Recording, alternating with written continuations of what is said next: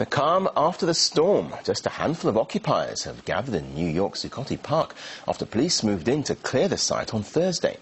The move had triggered a so-called day of action from the demonstrators, which spiraled into clashes with officers and led to hundreds of arrests. Authorities are hoping the two-month campaign has run out of steam, but defiant protesters say it's far from over. The movement is attracting young people who are having trouble paying back their student loans while struggling to make ends meet.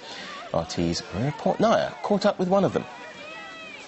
This image of 23-year-old Steph Gray speaks to the widespread debt epidemic among American college graduates desperate to find work. Right now, I can't even get a job cleaning toilets for minimum wage. I've tried at a local motel. There's nothing. I've made dumbed-down versions of my resume. I'm just begging for any sort of work, walking around, applying to Starbucks, McDonald's, anything like I did when I was 17, and it makes me think, wow, well, why did I even go to college if this is what it's ending up with? Armed with a master's degree in geography and $135,000 in student debt, Gray collects $200 in monthly food stamps and sells textbooks on eBay to make extra cash.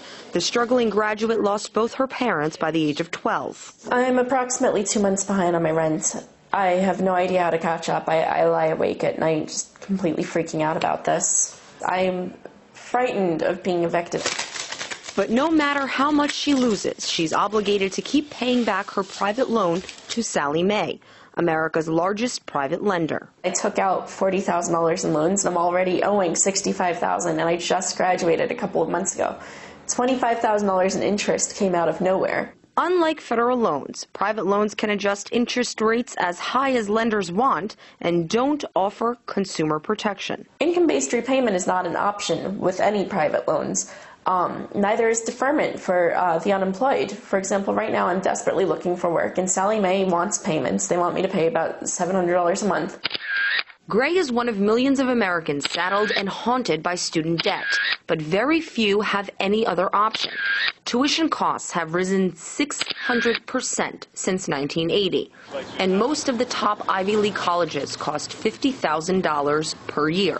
Steph Gray is pioneering Occupy Student Debt, a movement calling for U.S. Congress to reinstate consumer protections that would keep private lenders from pushing millions of Americans into default. It's going to be defaults after defaults after default, and once you default, that's a black mark on your credit report for life because student loans cannot be discharged in bankruptcy. There was legislation to take this right away in 2005 that Sallie Mae lobbied for, spending millions upon millions on lobbyists. Student debt in the U.S. is nearing $1 trillion, already reportedly surpassing the nation's credit card debt.